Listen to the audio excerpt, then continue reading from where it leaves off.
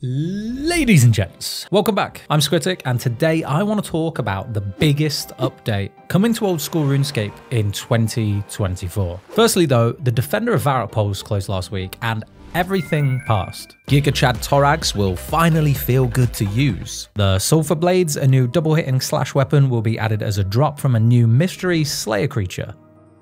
Oh, this isn't the Slayer creature, this is just Thurgo. And most importantly, the Zombie Axe is coming. I spoke about this in my last video. The Zombie Axe will likely change the Old School RuneScape mid-game meta forever. But was I missing something? Have Jagex already anticipated this power creep with a contingency plan in mind? This is less of a conspiracy this time, but yeah, I think they do have a plan. And let's get into it. Back in December, Jagex finally decided to talk about Project Rebalance, which in short is Jagex's master plan to address concerns about power creep, rewards, and more. The Zombie Axe is a great example of power creep, and hey, I'm all for new stuff. But when was the last time you saw someone genuinely using a Dragon Battle Axe for anything except its obnoxious special attack? Like, never, right? Now I know Project Rebalance was mentioned all the way back in the beginning of December now, so why am I only just talking about it now? Well, with all of the updates we're expecting in the next few months, there is a ton of new gear and new content coming. Understandably, it's got players worried about the integrity of Old School RuneScape. So this is a better time than any to talk about it. All right, enough of the dramatics. Now play along with this scenario with me for just a minute, okay? You're playing a mid-level account. You're not rich, but you've got enough to get by. You go and get a new Slayer task. Neve literally hates your guts because you keep trying to hit on her, so she gives you Aberrant Spectres. Aberrant Spectres are weak to magic, so naturally... Oh, you're using a whip. We move on. This time, you go to Duradel, and he hooks you up with a Gargoyle task. Gargoyles are weak to crush, so we should use a crush weapon, right? Or we could, yeah, I guess we could use a whip. That's fine as well. That's fine. All right, sweet. This time you've got yourself an Abyssal Demon task. Now these guys are weak to magic, so stay with me here, but let's use magic. You're just going to use the whip again, aren't you? So the defense changes that Jagex is thinking of implementing aims to balance this kind of stuff out by quote unquote making existing NPC weaknesses feel more pronounced so that gear progression might feel a little less linear. And they want to do all of this without making such drastic changes that you can't continue doing what you were doing before or using the whip everywhere. But rather, picking the right tools for the job is rewarded ever so slightly more. I've got to hand it to them. On the face of it, this sounds great. More weapon diversity. This has some real potential to revive dead weapons that never get used anymore or are just glazed over, like the Sarachnis Cudgel.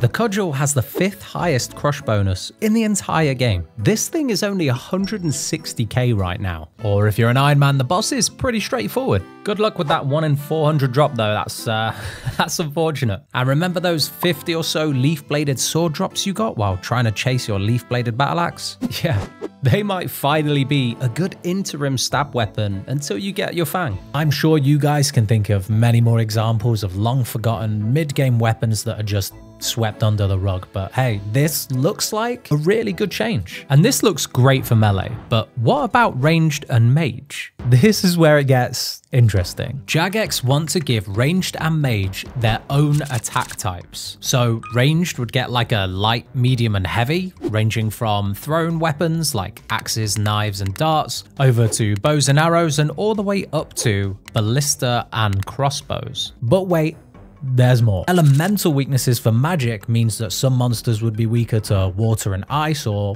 fire and blood. Other weaknesses include air, smoke, and earth shadow. Yeah, this one took a little while to sink in, but wow. This is such a big shakeup, especially for magic. The real nerds out there will have already realized that this indirectly buffs both the Tome of Water and Tome of Fire, except Jagex are one step ahead. The last element of this whole rebalance are item changes.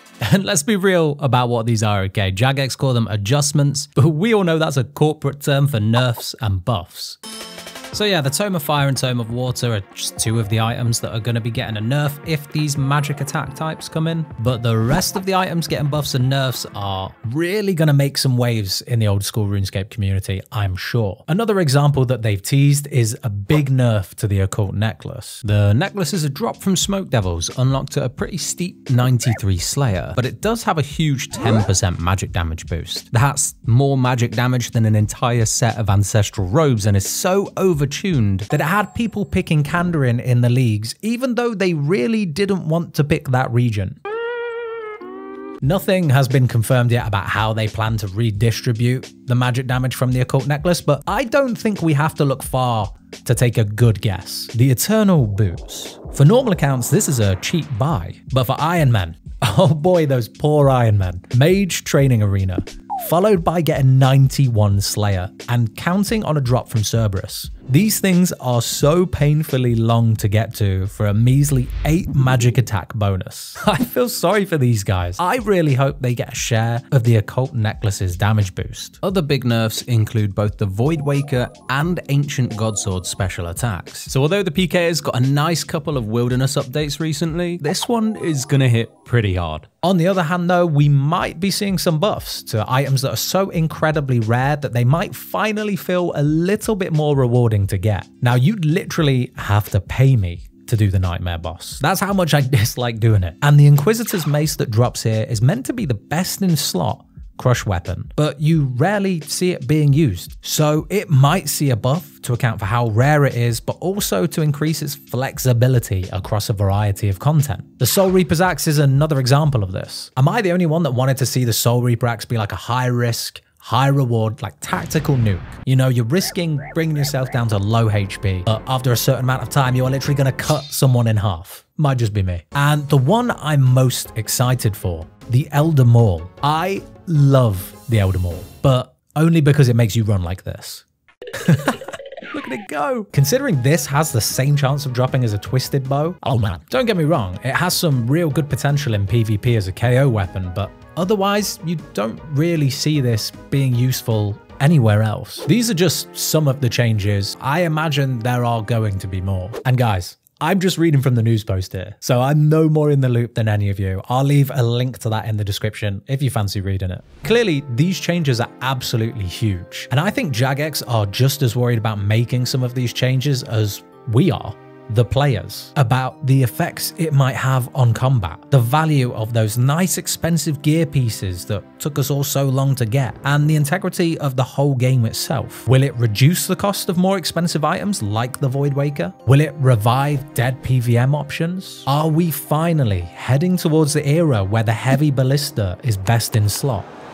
Yeah, most definitely not. Jagex have been real quiet about this since this news post, but have said that the next time we should expect to hear from them is when they're ready to beta test in early 2024. And that could be any day now. I love hearing what you guys have to say about this, and I really do appreciate them, and I read every single one. So let me know what you guys think in the comments about this. Is it something you're excited for or something that you're concerned about? Before I wrap this up today, this is just one half of what Jagex have proposed as a rebalancing update. And there are some really exciting skill-in reworks and changes that are coming even sooner than the combat ones I've mentioned today. I'll be talking about them real soon, so keep your eyes peeled for that, or whatever people say to make you watch the next video. I don't know. I hope to see you guys there.